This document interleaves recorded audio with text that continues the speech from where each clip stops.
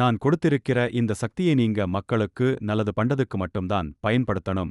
இதை கெட்ட விஷயத்துக்கு பயன்படுத்தவே கூடாது.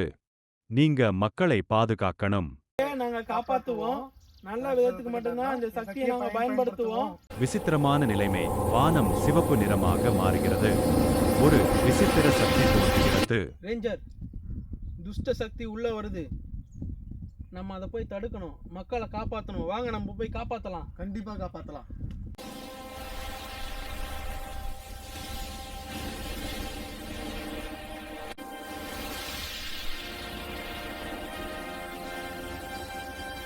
எல்லா தீய சக்தியும் அழிச்சுருங்க விடாதீங்க ரேஞ்சர்.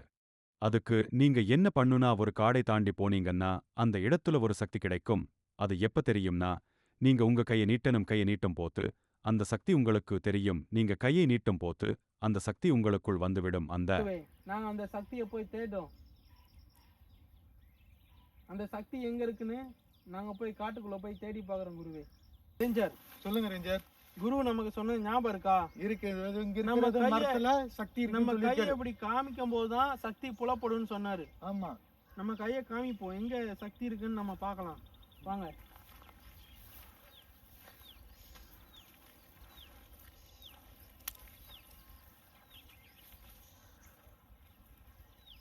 இங்கதான் இருக்கு.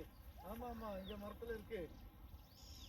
இப்ப நம்ம குருவை நினைச்சிட்டு நம்ம இப்படி பண்ணுவோம், சக்தி நமக்குள்ள வரும். கண்டிப்பா இப்படி பண்ணுங்க.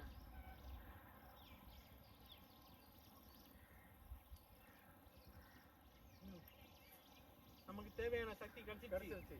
வாங்க நம்ம போய் நம்ம எதிரிய ஜெயிப்போம். கண்டிப்பா.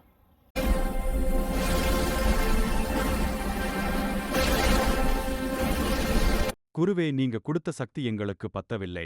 இன்றும் 2 பவர் ரேஞ்சர்கள் தேவைப்படுகிறார்கள். எங்களுக்குள் இருந்து 2 பவர் ரேஞ்சர் சக்தியை வெளியே அனுப்பி வேற ஒரு இடத்தில் மான்ஸ்டர் சண்டை போடுவதற்காக சத்திய தாருங்கள். அப்படியே ஆகட்டும்.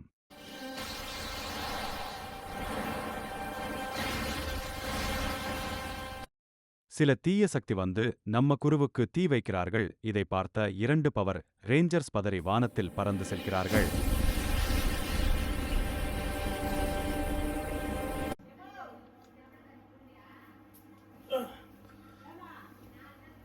மக்களை காப்பாற்றணும். சார், கனவா? இதுக்கு தாண்டா பவர் ரேஞ்சர் பார்த்து தூங்கின பாரு கனவு வந்துச்சு. சரிதான்.